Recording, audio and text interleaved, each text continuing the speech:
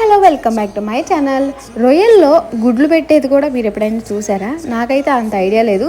మేము అక్కడ క్లీన్ చేసే ఆంటీని అడిగితే అదేంటి లేయర్ అంటే గుడ్లు పెట్టేది అని చెప్పారు.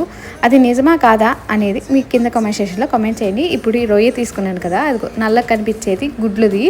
నల్ల నరం అయితే స్లైట్లీ నల్లగా కనిపిస్తుంది. ఇప్పుడు చూడండి ఎంత లావుగా ఉందో లేయరు. అదంతా గుడ్ అని చెప్పారనమాట. అది నిజమా కాదా మీరు చెప్పండి కింద. ఇది గుడ్లు పెట్టేది. ఇప్పుడు ఇంకొకటి నల్ల నరం సపరేట్గా ఉండిద్ది, రెండు ఉంటాయి అన్నమాట పెద్ద రొయ్యల్లో అయితే. ఇది నల్ల నరం అనమాట. సో మనం ఇలా చాకుతో కట్ చేసుకుంటే అది లోపల ఉన్న నల్ల నరాన్ని తీసేస్తే సరిపోతుంది. మ్యాక్సిమం వాళ్ళు అక్కడ క్లీన్ చేస్తారు. ఒకవేళ క్లీన్ చేయకపోతే ఇంటికి వచ్చి మనం ఇలా క్లీన్ చేసుకుంటాం. అసలు రొయ్యల్లో ఉండే నల్ల నరం తీయాల్సిందేనా? కొంతమంది తీయకుండా కూడా వండుకుంటున్నారు, యూట్యూబ్లో చూశాను. సో అది నిజమా కాదా? ఈ వీడియో నచ్చితే లైక్ చేసి షేర్ చేసి సబ్స్క్రైబ్ చేసుకోండి. Bye bye.